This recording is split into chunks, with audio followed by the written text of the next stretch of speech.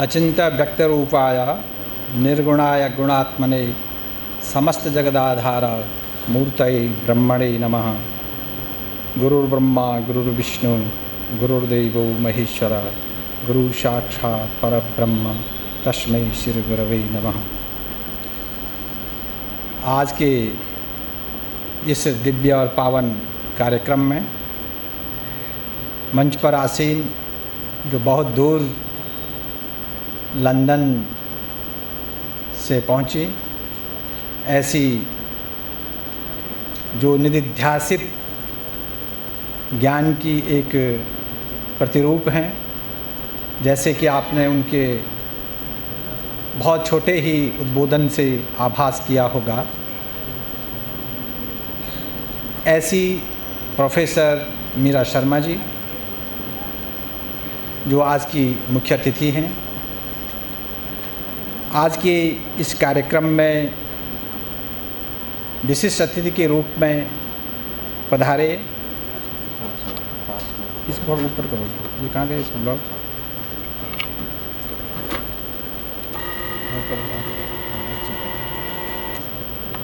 इसमें पास से बोलने में थोड़ा सा वॉल्यूम थोड़ा सा तेज रहेगा सर, इससे पास में। हाँ, तो ऐसे योग के जो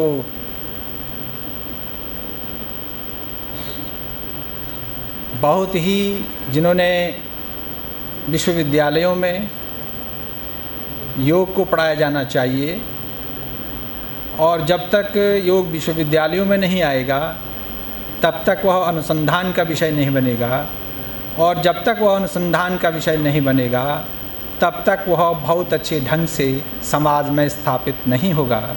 ऐसी धारणा को लेकर चलने वाले उत्तराखंड के ऐसे प्रख्यात आचार्य प्रोफेसर ईश्वर भारद्वाज जी, दूसरे हिमालय की दूसरे छोर से पधारे जो शिमला विश्वविद्यालय के योग विभाग के आचार्य, और जिन्होंने अभी आपके समक्ष योग के बहुत संक्षिप्त रूप को कहा, सत्यम शिवम सुंदरम, ऐसे आचार्य प्रोफेसर जी शर्मा जी जो दक्षिण मंगलोर कर्नाटका से पधारे, प्रोफेसर के कृष्ण शर्मा जी, और हमारे मध्य में हमारे इस कार्यक्रम के अध्यक्ष या ऑल इन वन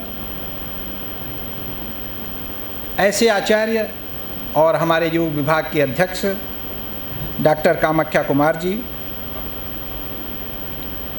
और हमारे विश्वविद्यालय के यशस्वी कुलसचिव श्री गिरीश चंद्र अवस्थी जी, और इस कार्यक्रम के संचालक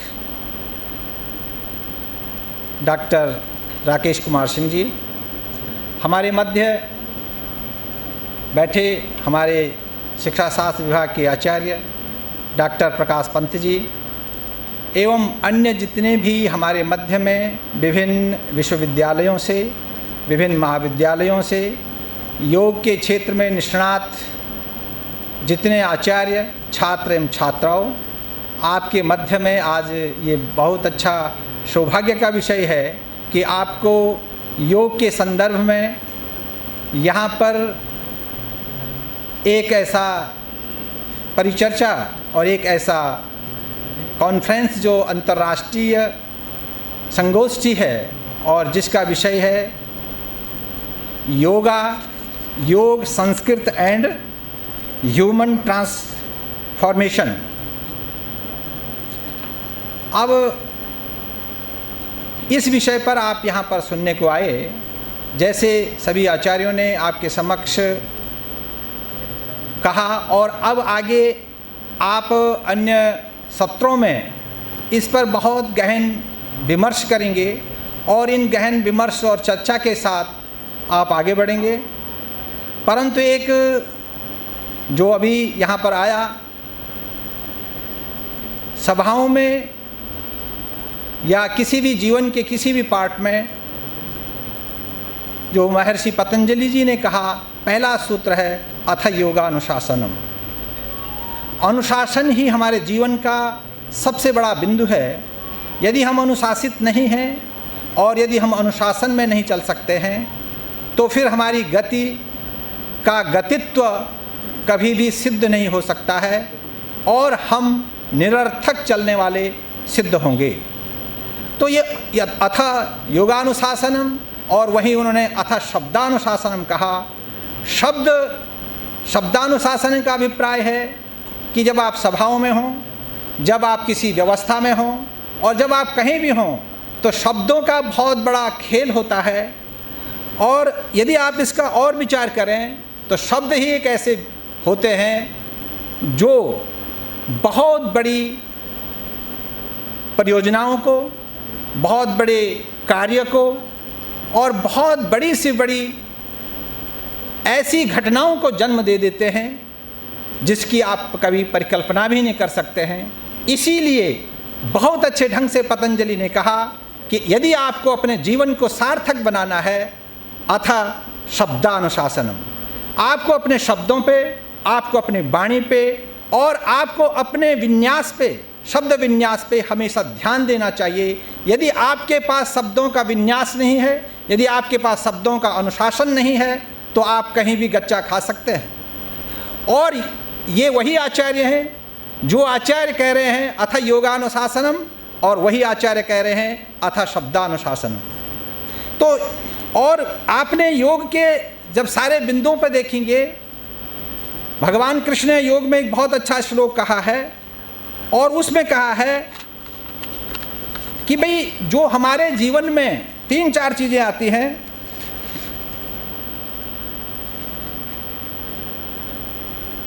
शरीर वांग मनोभिर्यत, जो कोई भी चीज़ है, एक तो शरीर है, एक वांग है, वाग माने वाणी है और एक मन है। शरीर वाग मनोभिर्यत कर्म प्रारभते नरः, मनुष्य इन 3 चीज़ों से ही कोई भी कर्म, कोई भी कार्य, कोई भी चीज़ प्रारंभ करता है। न्यायम व विपरीतम व पंचेते तस्य हेतव, अगर आप इसके पक्ष में रहें या विपक्ष में चले जाएं, यही 3 चीज़ें आपको कहीं भी ले जाने के लिए पूर्ण है। तो ये जो कहा गया है कि शरीर वांग मनोभिर्यत, शरीर, वाग और मन, और शरीर, वाग और मन पर ही आपको यदि अनुशासन है, यदि आप इसको ठीक रख सकते हैं तो आप योग की उस विधा में पारंगत हो सकते हैं और तभी आप अपने जीवन में सफल भी हो सकते हैं। ये बहुत बड़ी चीज़ हमारे आचार्यों ने कहा। और इतना कहने के साथ साथ उन्होंने इस बात को भी समझ लिया कि यदि आप शरीर को ठीक नहीं रख सकते हैं, यदि आप वाणी को ठीक नहीं रख सकते हैं और यदि आप मन को ठीक नहीं रख सकते हैं, अब मन के साथ हमारे आचार्य जी ने बहुत अच्छी बात कही, मन, मान, और अभी जो अंतःकरण की जहाँ बात आती है, मन, बुद्धि, चित्त और अहंकार, ये 4 पार्ट हैं। आधुनिक साइको या उसमें अगर मनोविज्ञान की दृष्टि से वो सबको माइंड के अंतर्गत समाहित कर देते हैं और सब माइंड है। एक के साथ कमांड करना ये भारतीय योग की न तो दृष्टि है और न भारतीय ऋषियों का यह चिंतन है। अगर वो ऐसा करते तो उन्होंने साफ कहा योग चित्तवृत्ति निरोध। योग क्या है? चित्त की वृत्तियों का निरोध है। इससे एक चीज़ और स्पष्ट हो जाती है, जिसको हम रोकना चाहते हैं, जिसका हमको निरोध करना है, इसका मतलब है अगर वो बहुत उन्मुक्त हो जाएंगी, यदि हम उनको रोक नहीं पाएंगे, यदि हम उन पर संयम नहीं कर पाएंगे, तो वो हमारे जीवन के लिए बहुत बड़ी बाधा बन जाएंगी। इसलिए उनको नष्ट करने की बात नहीं कहा, योग चित्त वृत्ति निरोध। अगर वो निरोध की बात कर रहे हैं, वहाँ रोकने की बात कर रहे हैं, उन्होंने कहीं नहीं कहा कि इनको समाप्त कर दिया जाए। तो इस बात पर आपको ध्यान रखना है कि योग एक ऐसी प्रक्रिया है, योग ऐसी विधि है जिसके एक एक शब्द का, एक एक बिंदु का बहुत बड़ा अर्थ है। और जैसे कि यहाँ पर आपका जो पूरा सत्र है वो बहुत चलेंगे, संस्कृत और योग। अगर आप हमारे आचार्य जी जो हमारे संचालक हैं डॉक्टर राकेश कुमार सिंह जी ने आपको बहुत अच्छे ढंग से संस्कृत की व्याख्या बताई, योग की व्याख्या बताई। आप कभी जो अभी प्रोफेसर मीरा जी ने कहा, कुछ लोगों को शायद ज़्यादा, मैं एक अध्यापक होने के नाते मुझे जल्दी बात समझ में आ जाती है, कुछ लोग अपने मोबाइलों पे खेल रहे हैं और कुछ अपने उस पर लगे हुए हैं, तो कृपया वो यह ध्यान रखें कि उस चीज़ को थोड़ा सावधान रहें, यदि उनको बात करें तो बाहर चले जाएं, अच्छा रहता है। तो मैं ये कहना चाहता हूँ कि जो संस्कृत है और जो योग है, ये जो संस्कृत भाषा है, ये इसका नाम संस्कृत क्यों पड़ा? पहली बात, आपने कभी विचार किया? भाषा हमेशा किसी न किसी प्रांत से, किसी न किसी भूभाग से संबंधित होती है। भूभाग से, प्रांत से और किसी ज्योग्राफी से वो भाषा होती है, तभी भाषा का नाम पड़ता है। परंतु संस्कृत के साथ ये चीज़ नहीं है। अब इसके साथ क्या रहा? और फिर ये भाषा कहाँ से प्रारंभ हुई? इस भाषा का जो सबसे पहला व्याकरण है वो कहाँ से शुरू होता है? सबसे पहले व्याकरण की तो यहाँ पर आदि जो हमारे महर्षि हैं, जो आदि आचार्य हैं, वो तो भगवान शिव हैं, जहाँ से उनके डमरू से ही पूरे शब्द निकले हैं। परंतु इन सारे शब्दों को ठीक ढंग से समाज में रखने के लिए जो सबसे बड़ा काम किया, वो काम किया था पाणिनि जी ने। और पाणिनि के पहले 14 व्याकरण थे। पाणिनि के पहले 14 व्याकरण के ऐसे आचार्य थे जो पाणिनि से कम नहीं थे। और इंद्रादि जो व्याकरण के जो आचार्य थे वो सब अपने में दक्ष थे, एक बात। दूसरी बात, वेद का जो व्याकरण जो प्रातिशाख्य है, अगर आप उसमें देखेंगे तो उसका व्याकरण दूसरा था। परंतु जब महर्षि पाणिनि जी आए और पाणिनि जी ने जब संस्कृत के लिए, और वो तक्षशिला के आचार्य हैं, तक्षशिला विश्वविद्यालय के आचार्य हैं, उन्होंने उसके साथ जो सबसे पहला संबंध लिया कि यदि हमको भाषा को ठीक करना है तो कैसे ठीक किया जाएगा, और उस पर उन्होंने पूरा भ्रमण किया। इसलिए उन्होंने कितनी धातुएं, कौन सा कहाँ, पूरे दुनिया में उस समय बोली जाने वाली जितनी भी भाषाएं थी, उन सारी भाषाओं का उन्होंने अध्ययन किया। और अध्ययन करने के बाद फिर अपना जो सबसे पहला शोध है वह प्रस्तुत किया। और जब उन्होंने अपना शोध अपने यहाँ की जो शोध सभा में प्रस्तुत किया था, तो सारे आचार्यों ने उसकी मुक्त कंठ से प्रशंसा की कि आज तक ऐसा व्याकरण किसी ने भी नहीं बनाया। ये हमारे तक्षशिला विश्वविद्यालय की बात है। दूसरी बात, मैं ये कहना चाहता हूँ कि जो संस्कृत भाषा है, अगर हम संस्कृत से भाषा को हटा करके अगर दूसरी तरफ संस्कृत का प्रयोग करें तो हमको क्या समझ में आता है? ये बड़ा सभ्य और सुसंस्कृत व्यक्ति है। संस्कृत का अभिप्राय है। और अगर कोई यहाँ पे जो गणित के और जो ज्योतिष के लोग होते हैं वो बहुत जल्दी उसको समझ सकते हैं। कैसे? हमेशा संस्कृत का अभिप्राय होता है घटाना और जोड़ना। अगर आप कुछ चीज़ों को घटाते हैं और कुछ को जोड़ते हैं, जब आप किसी समीकरण को हल करते हैं गणित में, तो आपको कुछ चीज़ें वहाँ जोड़नी पड़ती है, कुछ घटानी पड़ती है। और कभी कभी अपने समीकरण को बनाने के लिए कुछ चीज़ों की कल्पना करनी पड़ती है कि हम अंश में भी उतना ही जोड़ेंगे, हर में भी उतना ही जोड़ेंगे। अगर अंश में भी हर में भी दोनों में बराबर जोड़ दिया तो उसमें कोई परिवर्तन नहीं होता है। परंतु लक्ष्य तक पहुंचने के लिए हमको जोड़ और घटाना करना पड़ता है। बिना जोड़ और घटाने के हम लक्ष्य तक नहीं पहुंच पाते हैं। और जब सारा जोड़ घटाना पूरा हो जाता है, लास्ट में जो प्योर चीज़ हमारे पास रह जाती है, तब कहा जाता है ये संस्कृत है। इसलिए जब ज्योतिष के लोग जब गणित करते हैं तो उसमें कहा गया संस्कृत बुध, संस्कृत सूर्य, संस्कृत चंद्र, संस्कृत मंगल, संस्कृत, अर्थात अब इसमें कोई भी ऐसी संभावना नहीं है कि जो हम इसको जोड़ घटा करें। इसी को संस्कार कहा। और संस्कार का मतलब होता है किसी भी भाषा में जितनी आवश्यकता है उसको घटा लीजिए, वहाँ से हटा दीजिए, और जितना उसमें ऐड करना है उसमें जोड़ दीजिए। जोड़ और घटाना जब हम किसी भाषा में या किसी भी पदार्थ में, किसी व्यक्ति में करते हैं, तब वह संस्कृत होता है और तब वह संस्कारों से संपन्न होता है। इसीलिए हमारे जीवन में संस्कारों का बहुत बड़ा महत्व है। हम जब प्रत्येक जन्म में हम आगे बढ़ते हैं तो हम पूर्व जन्म के संस्कारों को लेकर आते हैं, और जब पूर्व जन्म के संस्कारों को लेकर के हम इस जीवन में आते हैं तो हमारे पास कुछ अच्छे संस्कार भी होंगे और कुछ बुरे संस्कार भी होंगे। परंतु जब हम इस जीवन में आते हैं तो भारतीय पद्धति में हमारे यहाँ फिर संस्कार किया जाता है। और आपको याद होगा कि हमारे यहाँ जितने भी संस्कार किए जाते हैं वो सारे संस्कार 25 वर्ष के पूर्व हो जाते हैं, क्योंकि 25 वर्ष में उसको गृहस्थ धर्म में जाना पड़ता है, उसके पहले सारे संस्कार कर दिए जाते हैं। तो और संस्कार करने की भी एक निश्चित अवधि है। यदि हम उस संस्कारों के बाद उसमें अगर संस्कार करते हैं तो उसमें कोई प्रभाव नहीं पड़ेगा। यदि हम 25 वर्ष के बाद उसके सारे संस्कार करने की शुरू करेंगे तो ये एकदम निरर्थक है और ये जंगल में नाचा मोर, इससे कोई अर्थ नहीं आएगा। अब हम दूसरे ढंग से इसको अगर समझने की बात करते हैं, यदि आप अपने बगीचे में कोई पौधा लगाते हैं और आप चाहते हैं ये पौधा मेरे अनुसार रहे, यदि आप चाहते हैं कि ये पौधा इतना ही बड़ा बने, तो आप जब उस पौधे को लगाओगे तो उस पौधे को लगाने के लिए बहुत अच्छे ढंग से आप वहाँ पे मिट्टी डालेंगे, गड्ढा खोदेंगे, पौधे को लगाएंगे, उसमें खाद डालेंगे, पानी डालेंगे, फिर उसके बाद पौधे को लगाएंगे। जब वो पौधा बढ़ने लगता है, जब वो पौधा फैलने लगता है तो पौधा अपनी तरह से फैलता और बढ़ता है। परंतु आपको तो ऐसा नहीं चाहिए, आपको तो वो बहुत अच्छा दिखना चाहिए और बहुत अच्छा लगना चाहिए।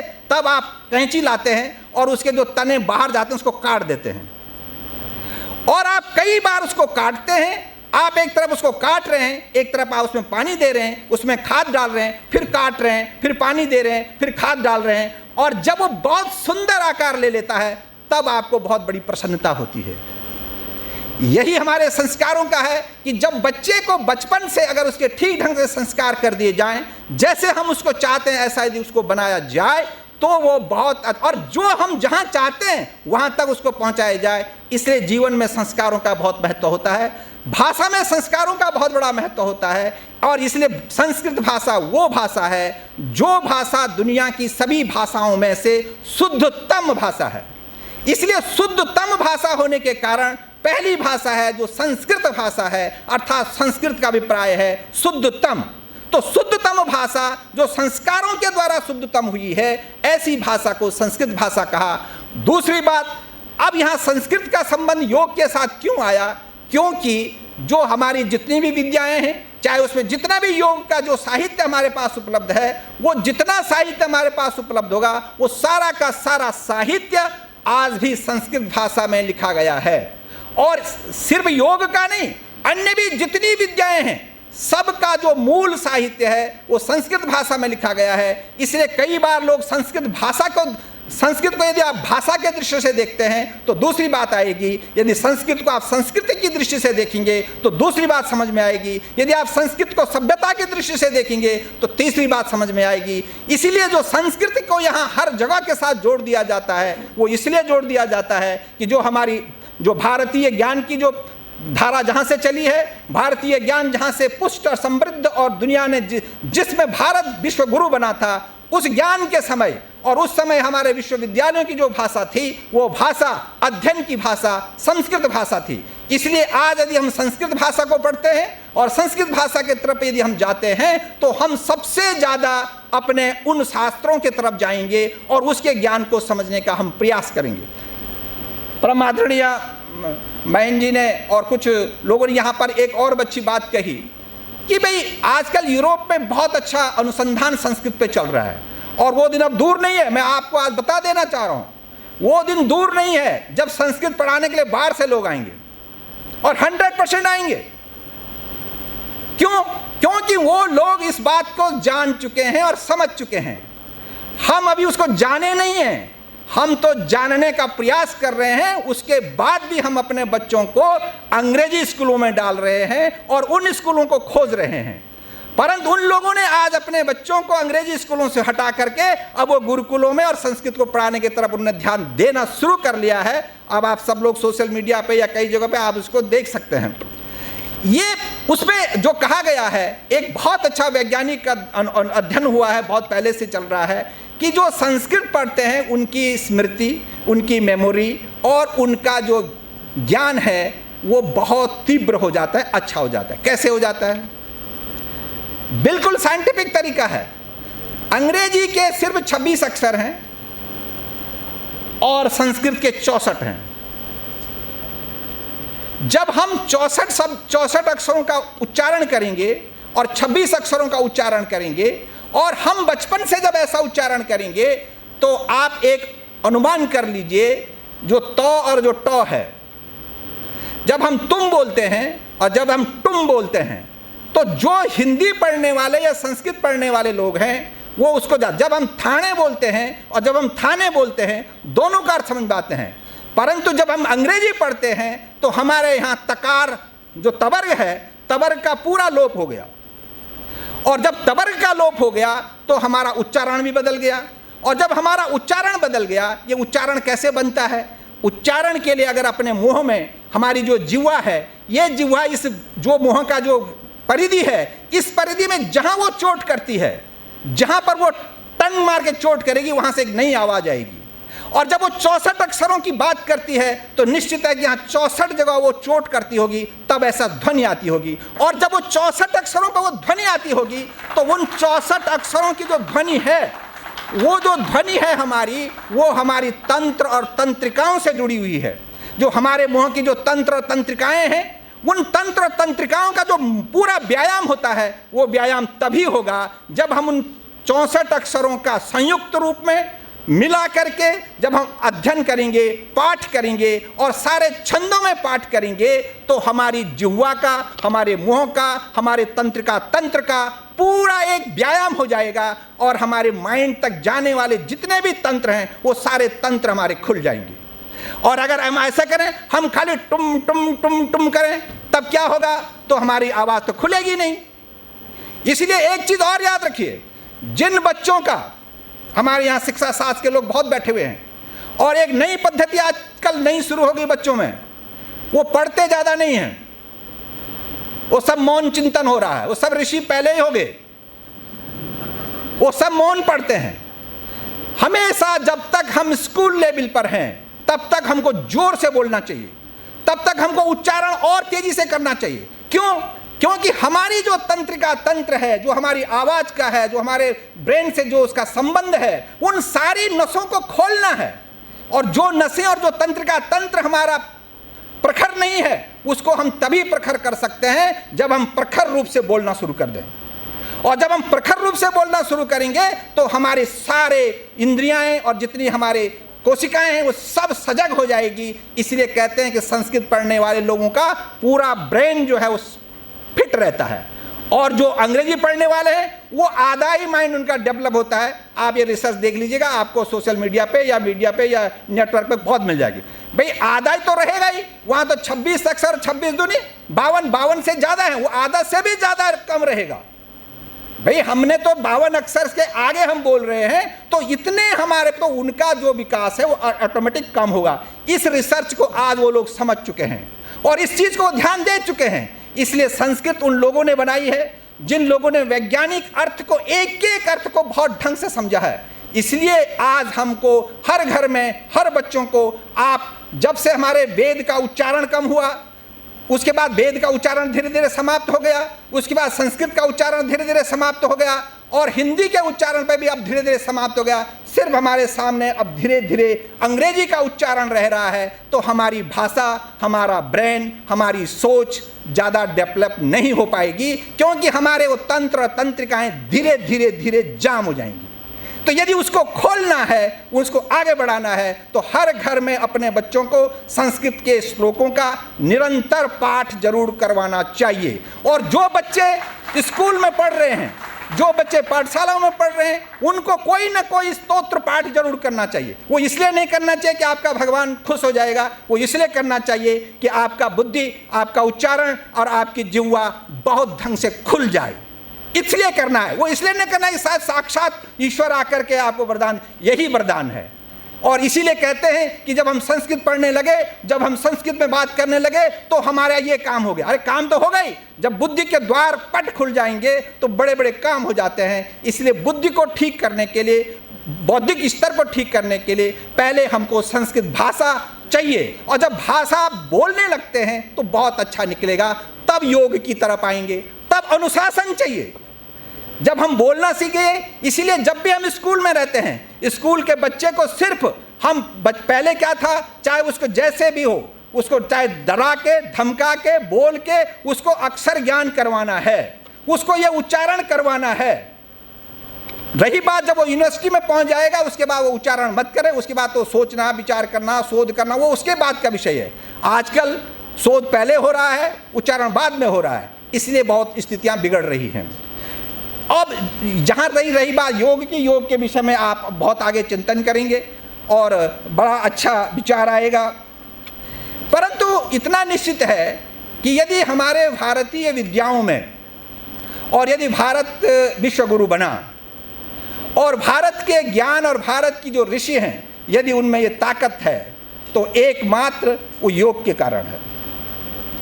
और वो एकमात्र योग के कारण है का मतलब वो सिर्फ योग में आसनों के कारण है, ऐसा नहीं है।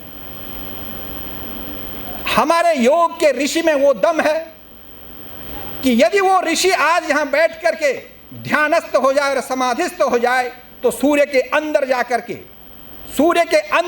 के ये देख सकता है कि ये गैस कैसे जल रही है और ये सूर्य इतना धधक कैसे रहा है।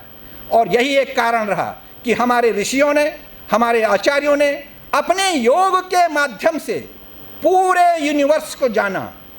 और लोग आज सब सोचते हैं कि जो नए नए रिसर्च कर रहे हैं कि भाई इन्होंने क्या जाना, ये तो अभी लेबोरेटरी वाला जानते नहीं थे, इनके यहाँ बहुत से यंत्र नहीं थे, इनके पास ये इंस्ट्रूमेंट नहीं था, ये कैसे जान सकते हैं। एक नई बात आती है, हमेशा यंत्र इंस्ट्रूमेंट की आवश्यकता उसको होती है जिसको सिद्धांत समझ में नहीं आते हैं, जिनको सिद्धांतों के पीछे डाउट रहता है, और जिनको ये डाउट है कि ऐसा ये कह रहे हैं कि H2 मिला दो पानी बन जाएगा, ऐसे कैसे हो सकता है, अच्छा मैं देखता हूँ। तब वो लेबोरेटरी में जाता है और मिलाता है और देख, हाँ ये तो बन गया। तब बोलते ये सूत्र सही है। माने तुमने यदि उसको आज सिद्ध किया तब सही है, और जो पहले से बता दिया इसका मतलब गलत था। ये जो धारणा हमारी है, इस धारणा ने दुनिया के ज्ञान को बहुत नुकसान किया है। अभी प्रोफेसर शर्मा जी ने एक बहुत अच्छी बात कही कि भाई ज्ञान क्या है। जो उन्होंने कहा, ज्ञान को यदि आप नॉलेज कहेंगे तो नॉलेज क्या है? नॉलेज तो इंफॉर्मेटिव ज्ञान है। यदि आपके पास बहुत सी सूचनाएं हैं, यदि आपके पास बहुत सी सूचनाएं आपको स्मरण में हैं, तो आपको नॉलेज हो सकता है। आपको हम जो पूछते हैं आप फट बता देते हैं, पर जब हम उसके पीछे पूछें कि ऐसा क्यों, तब आप मौन हो जाते हैं। आप ये तो बता सकते हैं कि गंगा हिमालय से निकलती है और गंगोत्री ग्लेशियर से आती है, और उधर जाकर के हिमनद से बनती है, वहाँ भगीरथ खर्क है वहाँ से आती है, और गंगा जब बह करके वहाँ तो बंगाल की खाड़ी तक पहुँचती है, और उसमें वो पानी कभी भी सड़ता नहीं है, और उसमें एक बैक्टीरिया है। और वो पूछता है वो बैक्टीरिया क्या है, वो बैक्टीरिया दूसरे नदी में क्यों नहीं बन सकता है, वो बैक्टीरिया क्या हम दूसरे नदी में डाल करके दूसरे नदी को भी ऐसा बना सकते हैं? तब ज्ञान चुप हो जाता है। तब ज्ञानी कहता है ऐसा तो मैंने नहीं पढ़ा। अर्थात जो आप पढ़ते हैं, जो आप किताब में देखते हैं, जो आप इकट्ठा करते हैं, वही नॉलेज है। परंतु ज्ञान वो है जो इस सारे नॉलेज को देखने के बाद आपके अंदर की जो एक जिज्ञासा आती है, वो ज्ञान है। इसलिए कहा योग समत्व उच्यते। योग का सिद्ध सिद्धियोर भूत्वा, सिद्धि और असिद्धि में वो ध्यान नहीं देता है। समत्वम योगम उच्यते, समान अवस्था है। क्यों? क्योंकि वो जानता है। उसी चीज को हमारे आचार्य जी ने बड़ी अच्छी बात कही। क्या कहा? सत्यम शिवम सुंदरम, सत्य हमेशा एक होता है और सत्य ही हमेशा सत्य होता है। सत्य कभी दो नहीं होते हैं, असत्य दो हो सकते हैं, सत्य हमेशा एक होता है। और अगर आप में डिबेट चला है, दो बच्चे सत्य के लिए लड़ाई लड़ रहे हैं, अपने तर्क प्रस्तुत कर रहे हैं, अपने एविडेंस दे रहे हैं, अपने सारे संदर्भ दे रहे हैं और वो सत्य को परिभाषित करने लगे हैं। क्या वो है जो समाज के हित के लिए है, जो सबके हित के लिए है। जो सत्य है वो अकेला है, वो एक है, और जो सत्य है वही शिव है। सत्य ही शिव हो सकता है, बिना सत्य के शिव नहीं हो सकता है। कभी भी असत्य जो है वो शिव नहीं हो सकता है, वो कल्याणकारी नहीं हो सकता है। इसलिए कभी आपने देखा झूठा आदमी कभी समाज का भला कर सकता है? कभी नहीं कर सकता है। झूठ का सहारा लेने वाला कभी आपको आगे बढ़ा सकता है? कभी नहीं बढ़ा सकता है। आपको आगे बढ़ाने के लिए और आपको यदि शिव आपका कल्याण चाहने वाला वही हो सकता है जो सत्य है। इसलिए सत्य ही शिव है, पहली बात। और जो शिव है, जो दुनिया का कल्याण करता है, जो दुनिया की भलाई चाह रहा है, जो दुनिया को आगे ले जाने की बात करता है, वही सुंदर है। इसलिए कितनी अच्छी बात कही है, जो सत्य है वही शिव है और जो शिव है वही सुंदर है। इसलिए कहा सत्यम शिवम सुंदरम। ये हमारे योग का मूल ध्येय है, मूल चीज है। इसलिए योग की जो अपनी बहुत बड़ी साधना है, और ये साधना के पीछे आज के जो नए बच्चे हैं, अब हमारी अवस्था के जो लोग हैं वो तो बोलने में माहिर हो सकते हैं, परंतु जो बच्चे हैं जो अब योग की तरफ जा रहे हैं, जो रिसर्च कर रहे हैं, या जो योगा के जो बीएससी बीए योगाचार्य प्रथम वर्षों में आ रहे हैं, उनको इस तरफ बढ़ना चाहिए और उनको ये जानना चाहिए और उसमें मेहनत करनी चाहिए कि आखिर क्या तत्व है, उन लोगों ने ऐसा कैसे प्राप्त किया, उन लोगों में ऐसी क्या चीज़ थी।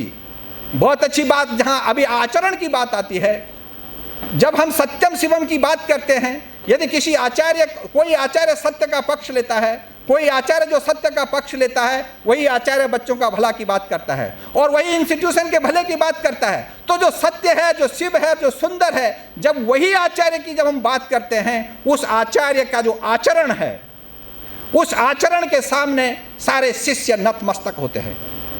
और जब वो आचरण का धनी होता है, जब वो आचरण में सर्वसंपन्न होता है, तभी उसका नाम आचार्य है, अन्यथा वो आचार्य नहीं है।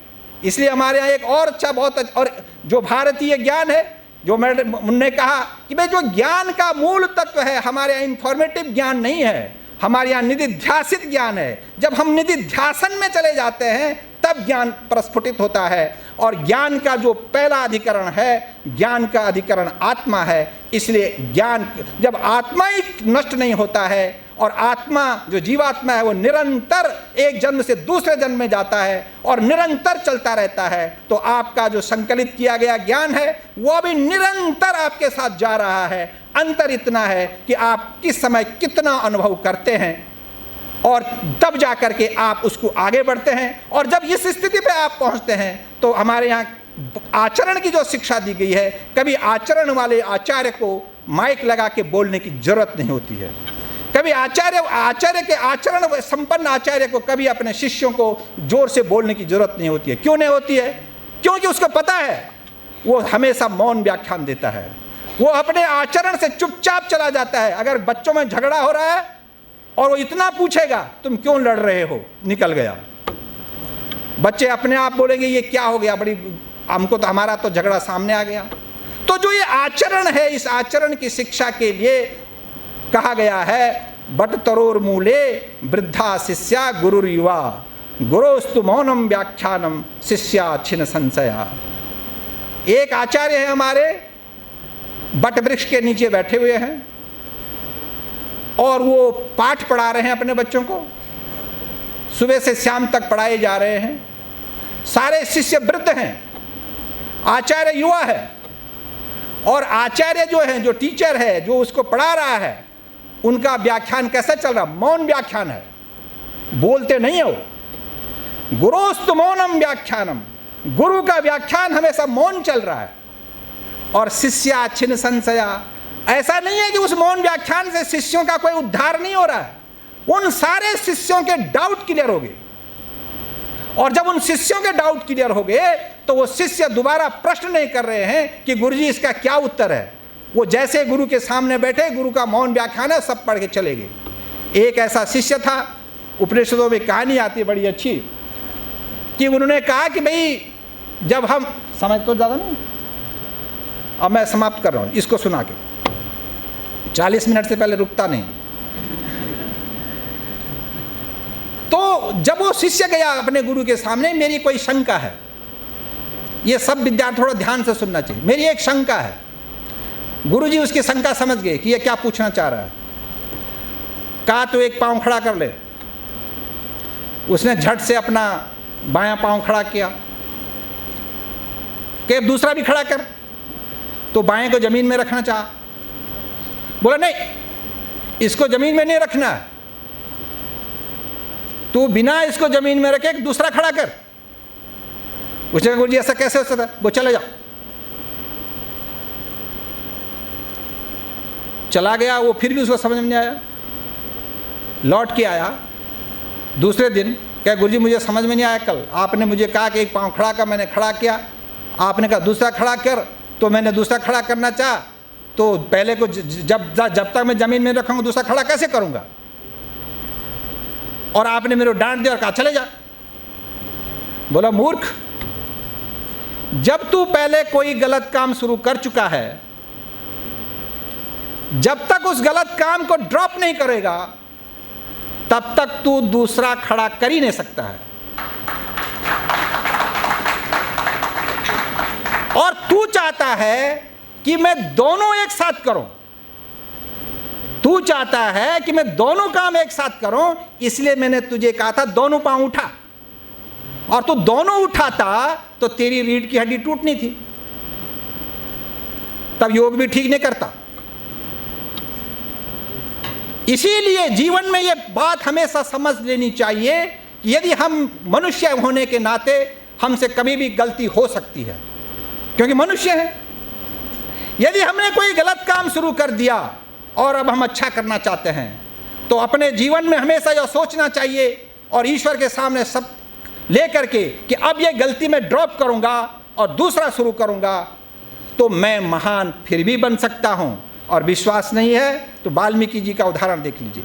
यदि वाल्मीकि जी की वो कहानी सत्य है कि भाई वो पहले क्या थे बाद में क्या हुए, तो ये जो मन का भ्रम है और ये मन के जो खेल हैं, इसमें जो विचारों का सामर्थ्य है और विचारों की जो सोच है, इन विचारों पर मंथन करना ही योग का पहला उदाहरण है, योग का पहला काम है। और विचारों तक पहुंचने के लिए शरीर को ठीक रखना, क्योंकि विचारों तक पहुंचने के लिए शरीर को ठीक रखना है, इसलिए हम आसन करते हैं। आज हमारा उद्देश्य सिर्फ शरीर को ठीक रखना है, हम मन को ठीक रखना है, समाज को ठीक रखना है और हमारे द्वारा किए गए व्यवहार को ठीक रखना है। जिस दिन हम इस पे आ जाएंगे उस दिन हम पूर्ण योग के रास्ते को आगे ले जाएंगे। तो मेरा इतना ही कहना है, जो हमारे नए बच्चे हैं, जो नए लोग इस पे जा रहे हैं, कि वो योग के बहुत छोटे छोटे सूत्रों को और भारतीय चिंतन की वो ज्ञान की मीमांसा को बहुत अच्छे ढंग से समझें, पढ़ें, तो निश्चित है कि एक दिन वो आएगा कि आप पूरे दुनिया में सूर्य की तरह चमकेंगे और आपको ही पूछा जाएगा। इसलिए आज हमारे विश्वविद्यालयों से, हमारे यहाँ से निकलने वाले बच्चे पूरी दुनिया में जा रहे हैं, सिर्फ अभी आसन देख रहे हैं। जिस दिन वो यम और नियम पे आ जाएंगे, जिस दिन वो पूरे अष्टांग योग पर आ जाएंगे, उस दिन उनकी पूजा जहां वो रहेंगे वहीं होगी। स्वयं में वो मृगेंद्रता, उनको किसी की आवश्यकता नहीं है, योग उनके साथ है। इतना कहकर मैं अपनी वाणी को विराम देता हूं और जय तो भारतम, जय तो संस्कृतम। धन्यवाद।